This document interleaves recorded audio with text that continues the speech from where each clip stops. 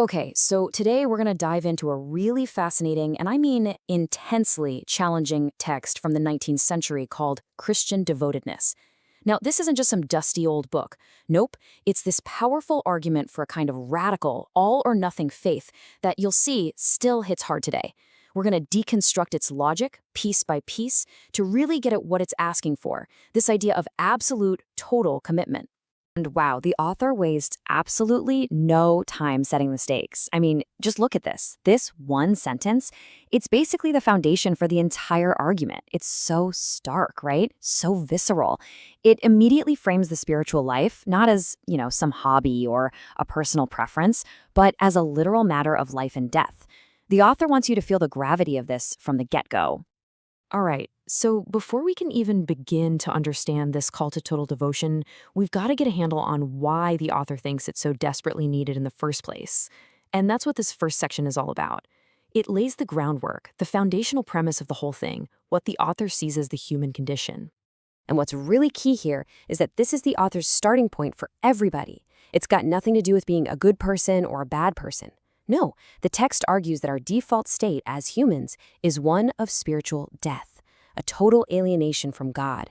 You have to get this part, because literally everything else in the argument is built on this one critical idea.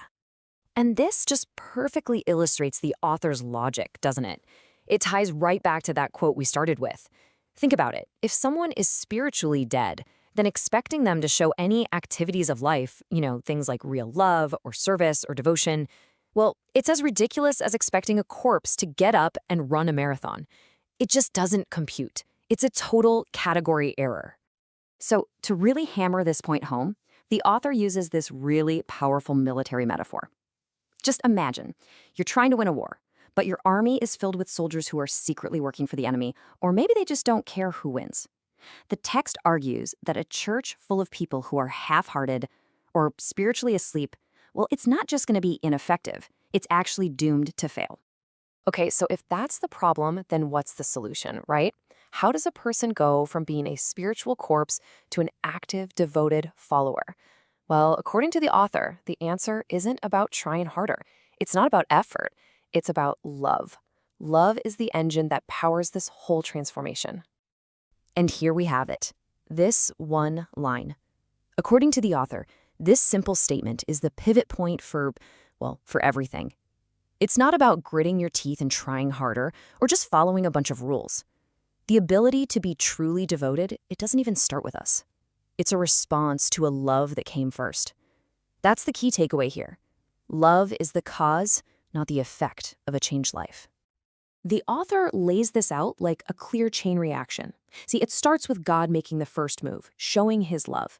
Then an individual has to actually believe in that love, accept it. And that belief, it ignites a love right back at God. And finally, that love that you feel in response, that becomes the unstoppable engine for all genuine devotion. It's a really clear progression both psychologically and spiritually. And I just love this phrasing here, a spring.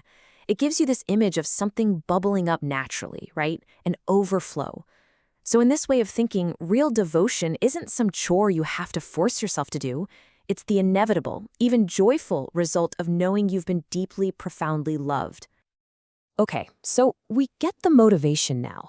But what does this devoted life actually look like day to day? What does it mean in practice? Well, the author goes back to some really powerful metaphors to paint a picture of what this radical commitment is all about. And this is the main identity the text puts forward, the soldier. You're a good soldier of Jesus Christ. This is not a casual thing. A soldier's loyalty has to be absolute, undivided. You can't serve two opposing generals at the same time. So this metaphor, it demands endurance, discipline, and the understanding that you're in a very real, very high-stakes conflict. But here's the thing. This soldier isn't just thrown into battle empty-handed. The text makes it super clear that all the equipment for this fight is provided. This divine panoply, this full suit of armor, it covers the soldier from head to toe. And what's crucial to understand is that winning this spiritual battle doesn't depend on your own strength, but on whether you actually use the gear you've been given. All right, now, just as the author is busy defining what true devotion is, he spends a lot of time warning about its opposite. He talks about a counterfeit faith, a fake version that he says is incredibly dangerous, mostly because it looks so much like the real deal. He calls it spurious Christianity. And the reason it's so sneaky, he argues, is that on the outside, it looks right. It has the correct creed, the right lingo, people go through the right motions. But at its core, the motivation is all wrong. It's a faith that's trying to have it both ways, to grab onto both worlds at once. It wants all the promises of heaven, but without giving up its focus on pleasing itself. This table just lays out the contrast perfectly. You can see it all comes down to one thing: motivation. Is it love of God, or is it love of self? And that one choice determines your relationship with the world around you. Are you separate from it, or do you imitate it? It also defines your daily practice. Is it self-denial, the cross? Or is it what the author calls these sober sensualities of a self-pleasing life? I mean, that phrase is just incredible, isn't it? It points to this sort of comfortable, respectable self-indulgence that doesn't look like obvious sin, but it's still all about me, myself, and I. And this is a really, really important point. The author is adamant that this isn't about being rich or poor. It's not a critique of social class. You can be surrounded by riches and still have a humble spirit, just like someone with very little can have a heart that's just eaten up with pride. The real battleground isn't your bank account, it's what's going on inside your heart. So how do you tell the difference? How can you possibly know which path you're really on? Well, the author finishes up by turning this whole abstract argument into a series of super personal look-in-the-mirror questions. He basically gives you a litmus test. And the way he sets this up is just brilliant. The argument is, look, you can't fool God, so you might as well stop trying to fool yourself. The truth, he says, comes out in your spontaneous thoughts. Where does your mind go when you're not trying to control it, when you just let it wander? That, the author says, is what shows you where your real treasure is. So he starts with this really fundamental question. What do you value most? What's taking up all your headspace, all your energy, all your passion? Then he follows that up with a question that cuts even deeper. Because it's one thing to value something, but what do you love? Because what you love is what you'll end up serving. And those two things are always, always linked. And all of this builds to the final test, the real test of whether you're on the same page. Are your goals and God's goals the same?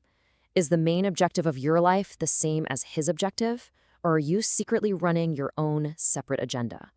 I mean, a question like that, there's just nowhere to hide. And just when you think these questions are getting a little too philosophical, a little too abstract, the author just lands this knockout punch. He connects the spiritual state of your heart directly to one of the most practical things there is, your money. It's an incredibly provocative idea, right? That your wallet is basically a window into your soul. So we're going to end with the same kind of haunting story the author uses to wrap up his whole argument. He talks about a dying saint, someone who lived a whole life of incredible, loving service. And on his deathbed, he says he felt like he was only half awake. It's this final, urgent challenge, and it just leaves you with one big thought. If that's what a devoted life feels like, well then, how awake are the rest of us?